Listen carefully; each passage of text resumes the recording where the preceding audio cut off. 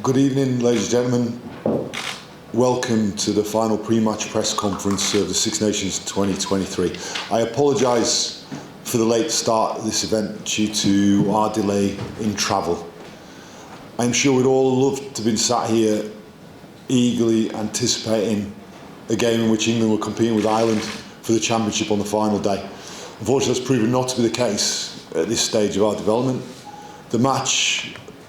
The performance last week was not good enough, and there's been a number of forthright conversations in the review of that game. Now we are looking forward to testing our capabilities against the number one side in the world in what promises to be a really exciting game on Saturday. Thank you. Thanks. James, I'll come to you first. Steve, you mentioned those frank conversations. Ellis Genge did it the week. What have you said? What's been your message? What do you want to see this week that wasn't there last week? Well, I think for us, we need to clearly, the performance needs to substantially improve from where it was last week. And we know we're playing against the best side in the world. So what a way in which to test ourselves in what's going to be a fantastic atmosphere. Was there a lack of effort at all? I think in terms of last week, I think the situation, we went into last week with a plan, and unfortunately we weren't able to enact that plan. I think part of that was down to ourselves, and part of that was credit to a very good French team. Now we know as we go into this Saturday's game, we know we're playing against a superb team, and who are bidding for their first Grand Slam in Dublin. So we know that we're going to have to work very, very hard to try and get our plan in place in the game. Is physicality the key? I think when we discussed post-game last week about the manner in which the contact area was dominated by France, both in attack and defence, which makes it very hard to impose plan. I think clearly Ireland are a very well organised, drilled side that have been working together for a number of seasons now. So we know we're going to have to be very good in all aspects of the game to compete and get ourselves in a position to win the Test match. With that in mind, is that partly why you brought Owen Farrell back in at 10 and Manu Tuilagi at 12? Well, I think clearly, I think Ollie Lawrence, as you know, had an injury from late in the game last week, in just coming to the final quarter last week, so was unavailable for selection this week, and Manu, having served his suspension, is then available for selection, so he's able to come into that role. Regarding the change of 10, as always, I pick a team that I think is the right team for the game we're going to play in the plan we wish to try and bring into the game and against a specific opposition. I know you're picking a team to beat the next opposition, but is there a danger in constantly changing your 10 and your midfield a lot? Is there a danger that you can change too much? I think, as discussed, Ollie Lawrence was unavailable for selection this week. Unfortunately, he injured his hamstring in the game last week, and I'd have loved him to be available for selection, but he wasn't. I think he's played really well in in terms of playing a substantial Six Nations. This is pretty much his first substantial Six Nations. I think he's done really well, and what a fantastic player we have in Manu to come and join the team and step straight in. He's been training with us consistently, so he's been eager for this opportunity. How's Marcus Smith's confidence? Because he's come into the team, he's been on the wrong end of a really tough result and a tough performance. He's then out of the team. How does he take that out? And I think that everybody around the team, players, coaches, every one of the management team found last week's result and performance painful.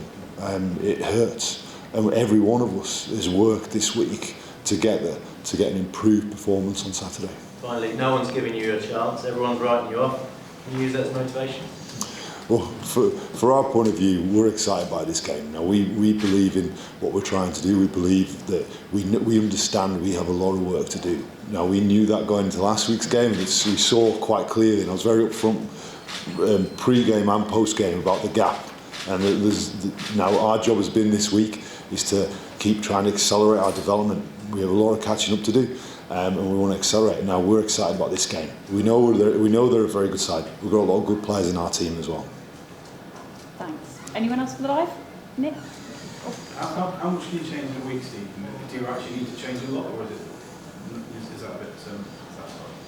Well, I think clearly you've got to identify what the priorities are that you need to address, and when you have a defeat and a performance at the level that was last week, you've got to work to ensure that you're focusing on the main things to improve. And again, I look at this and go through the steps of development we've tried to make through this championship, and then played against the number 2 team in the world last week, and I've been very upfront about the nature of that game. Now we focus on playing against the best side in the world, and I think we'll come out of this Saturday clearly understanding where we are and what we need to be doing. Henry Allen will make his full Test debut. What's made you sort of select him this week, and what will you bring? Yeah, well, I think he's a young player with an enormous future in front of him. I think it's really important that I think he's the right player to play in this game. I think we've seen glimpses of him. Unfortunately, he had, for the first half of this season, he's not played an awful lot of rugby due to injury, but seeing what he's producing in training, I think he's an incredibly exciting player. And I think you see a number of young players that this experience, this Six Nations in terms of substantial game time for the first time. So Henry's first Six Nations, JVP, Alex Mitchell, Ollie Lawrence, we discussed, Dongers, Ludds, Ben Curry, these guys, and I think this is enormous for us to really understand where we are and what we need to prioritise. But for a 20-year-old who, has obviously, like you say, has come back from those injury issues and obviously has a massive ceiling, but is pretty inexperienced, it's a massive sort of statement of your backing, isn't it, to put him into, like you say, this situation against the best in the world. Yeah, and I think he's a very composed, calm young man, and I think that he's got the capability and the ability to excel in international rugby. Hi Steve, is there anything you've tweaked in preparation this week to try and avoid a repeat of what happened against France?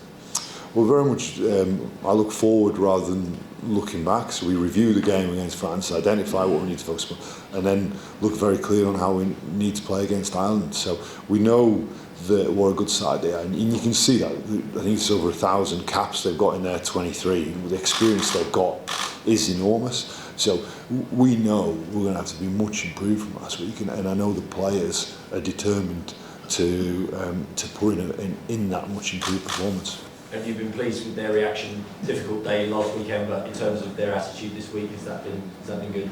Yeah, their attitude has been excellent. Steve, just on Manu, he's obviously had some big games against Ireland in the past. I think I heard him describe his Ireland's kryptonite even at one stage. Does that give you a bit of confidence that he can maybe disrupt their wins a little bit? I think we're very privileged to have a player of Manu's ability, and as I say, there's a number of very, very good players, and I think every one of our players is excited about this challenge. You look at the quality of players that are going to be on that field on Saturday, and I think we're all excited about the game. Thanks. Anything else? Okay, lovely stuff. Right, we'll head next door for the rides.